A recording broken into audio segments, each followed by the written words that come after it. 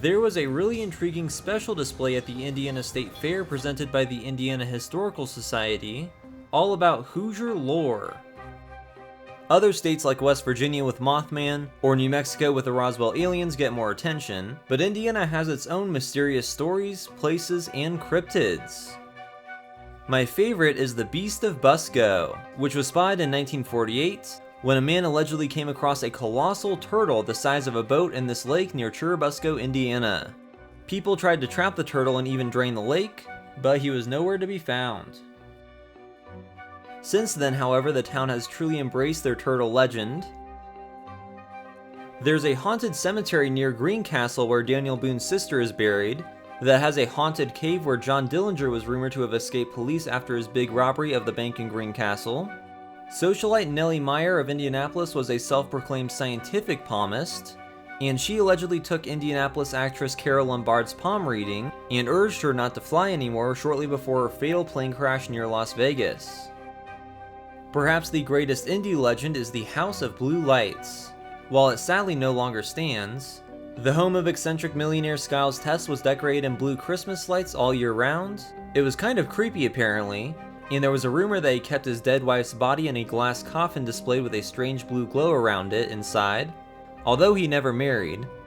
A mysterious phantom panther terrorized several counties and reportedly mauled several people from the 1870s into the 1900s, even though panthers have never lived in Indiana. The Willard Library in Evansville is the oldest public library in the state.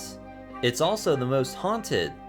In 1937, a custodian arrived at 3 in the morning to find a coal furnace on, and a lady in gray standing at the end of the hall. There are a couple stories about who the ghostly lady may be, and that library has some of the longest running live webcams on the internet, in an attempt to spot paranormal activity. A longtime stage manager at the historic Embassy Theater in Fort Wayne is rumored to haunt the place, and it's even believed that his spirit saved it from demolition. Mud mermaids were reportedly sighted and caught in the Ohio River town of Vevey, Indiana, a place I am very familiar with and have several videos about, but I've somehow never heard about this.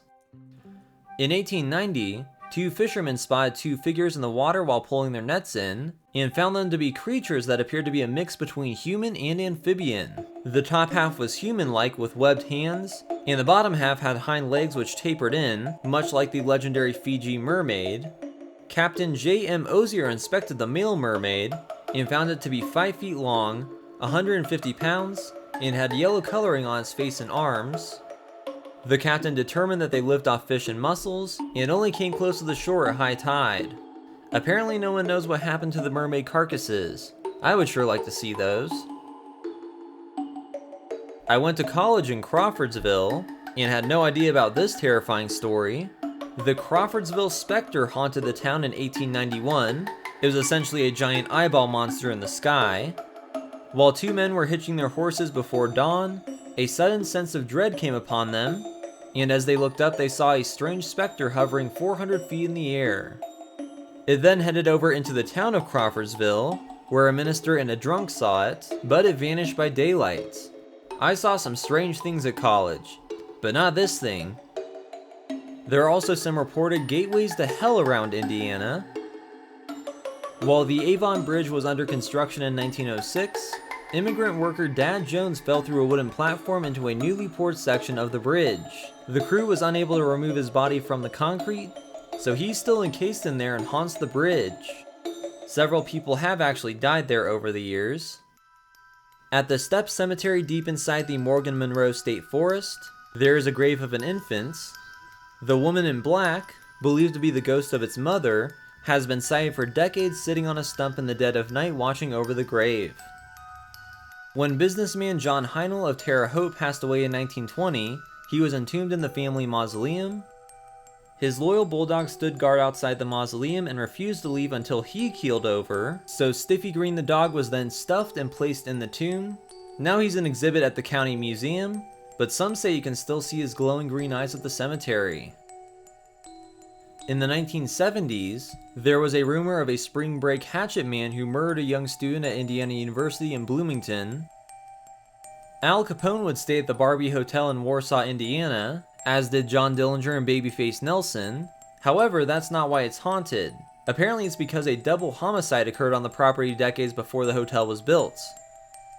One of the most devastating train wrecks in US history occurred in Hammond in 1918. An engineer fell asleep at the wheel and crashed into a Hagenbeck Wallace circus train, killing 86 circus performers and workers along with many animals. A man was speeding with his wife in tow while crossing the Dogface Bridge, when suddenly a dog appeared in front of them. He crashed trying to avoid the dog, and in the fiery wreckage the body of a man was found intact, while the woman and dog were both mysteriously decapitated. The ghost of a woman holding the head of a dog has been spotted. And finishing up with the Crosley Monster, a giant Sasquatch-like creature that has been reported in the Crosley Fish and Wildlife area. In 2006, a group of boys were reportedly chased out by the growling monster. So Indiana does have its own Bigfoot. I absolutely love this display. Some stories were familiar, but I learned some new ones too.